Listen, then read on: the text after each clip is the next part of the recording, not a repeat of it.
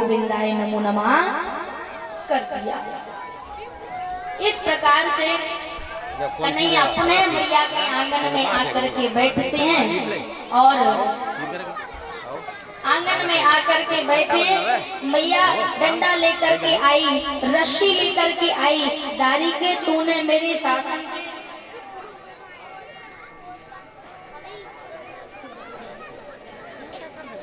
मैया कहती है दारी के तूने मेरी शासन के जमाने के सारे माट मटके भोड़ दिए, आज मैं तो को नहीं छोड़ूंगी।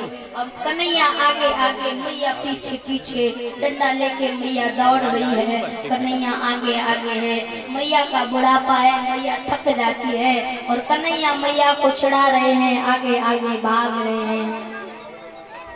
मैया कहती है लाला ठहर जाना, रुक जा।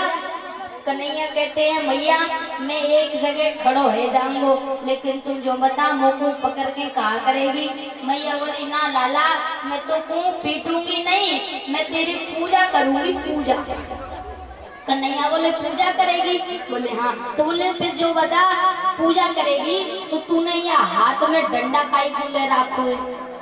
मैया बोली लाला डंडा तो मैंने या के मारे ले रखो है कि मेरे बुढ़ापे को शरीर है, अब यार किधर मैं गिर जाऊं तो मेरा हाथ पांव और टूट जावे, और बहू तेरी अभी आई नहीं है सो मेरी सेवा संभाल करेगी, या के मारे मैंने डंडा ले रखो है। अगर तू को डंडा से डर लागे ना तो ले दारी के मैंने डंडा को फेंक दिया, अब तू आ जा।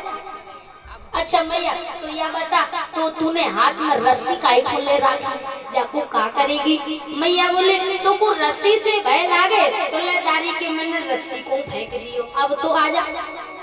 कन्हैया बोले हाँ अब आ जाऊंगा। कन्हैया जैसे ही पास आए, मैया ने रस्सी को उठाया और कन्हैया को बांधने का प्रयास करने लगे। जो संसार को अपनी डोर से बांधते हैं, आज मैया उस पालनहार को बांध रहे हैं।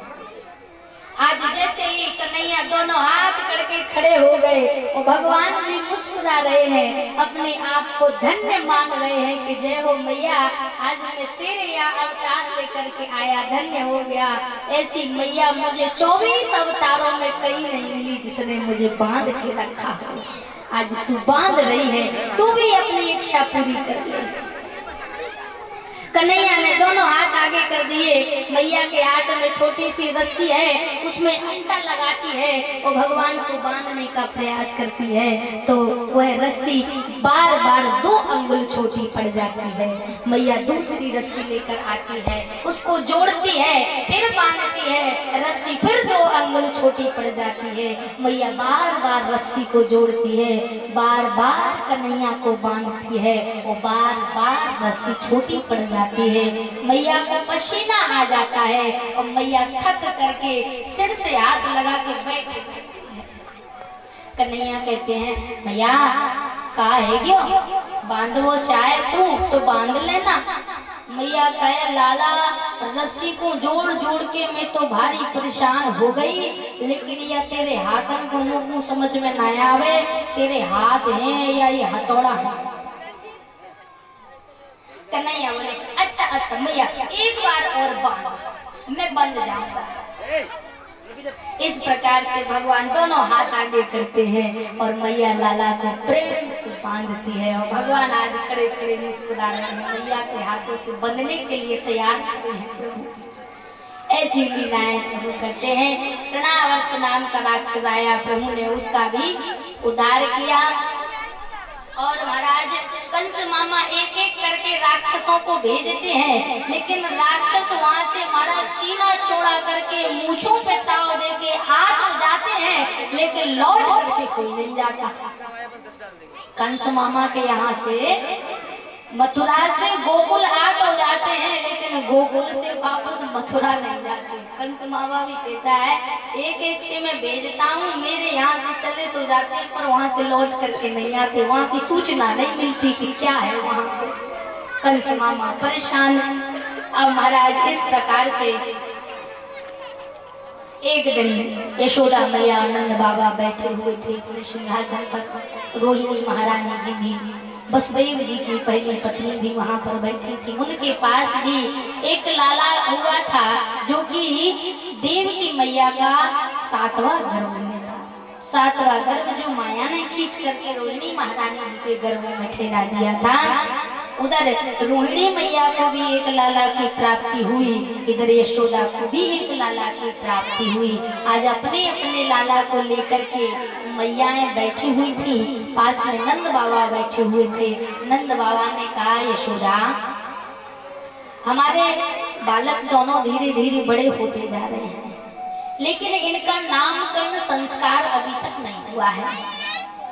इनका नामकरण संस्कार हो जाना चाहिए, तो फिर हम इनके कार्य से निवृत्त हो जाएंगे, चिंता मुक्त हो जाएंगे। यशोदा मैया ने कहा, हाँ तो ठीक है ना, आप गर्गाचार्य जी को सूचना कर दो। गर्गाचार्य जी आएंगे और हम अपने बालकों का बड़ी ही धूमधाम से नामकरण संस्कार करेंगे। नंद बाबा ने गर्गाचार्य जी को सूचना दी।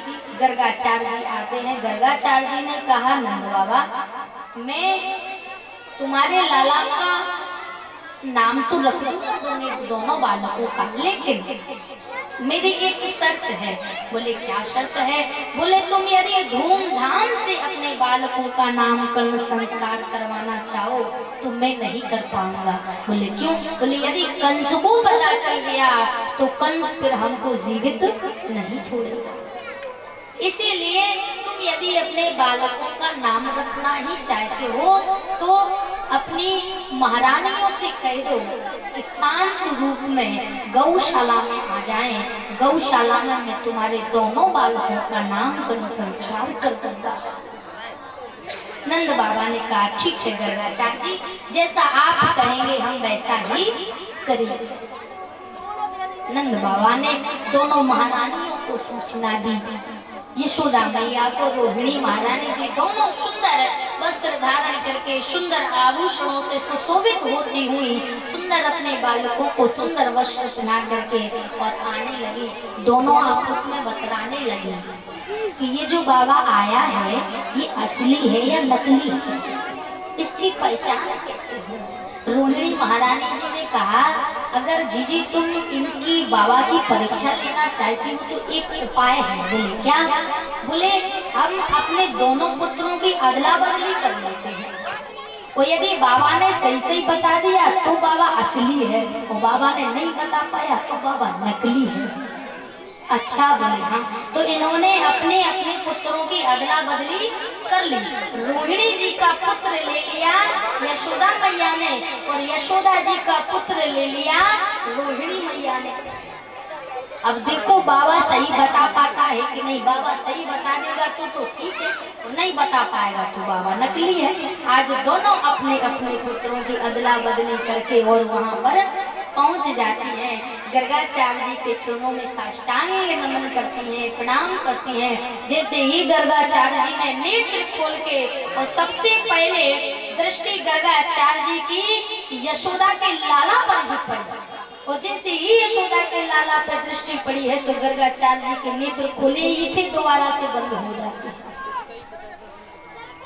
और कन्हैया, छोटे से कन्हैया यशोदा का लाला चतुर्भुजी रूप में आज गर्गाचार्य जी को अंतर ध्यान होकर के दर्शन दे रहे हैं और कहते हैं, गर्गाचार्य जी आप भी जानते हो, मैं भी जानता हूँ, मैं लीला करने आया हूँ, लेकिन मैया को ये पता नहीं चलना चाहिए कि मैं ब्रह्म हूँ, कि मैं भगवान हूँ। अगर मैया को ये पता चल गया तो मैया फिर मुझे कभी अपने बेटे के रूप में स्वीकार नहीं करेगी। और मैं यहाँ पर मैया का पुत्र बन के आया हूँ, बेटा बन करके आया हूँ। मेरी यही प्रार्थना है आपसे, ये बात मेरे और आपके बीच में रहनी चाहिए। मेरे बाबा को, मेरी मैया को ये पता नहीं चलना चाहिए कि मैं ब्रह्म हूँ और इनके यहाँ इनका लाला बन के आया। साधारण संतान की तरह आप इनको परिचय देना, मेरा असली परिचय मत देना। इतनी चर्चा महाराज गर्गाचार्य जी की और भगवान की हो रही थी। अब नेत्र बंद किए, अब इतनी चर्चा करी तो थोड़ा समय तो लग गया।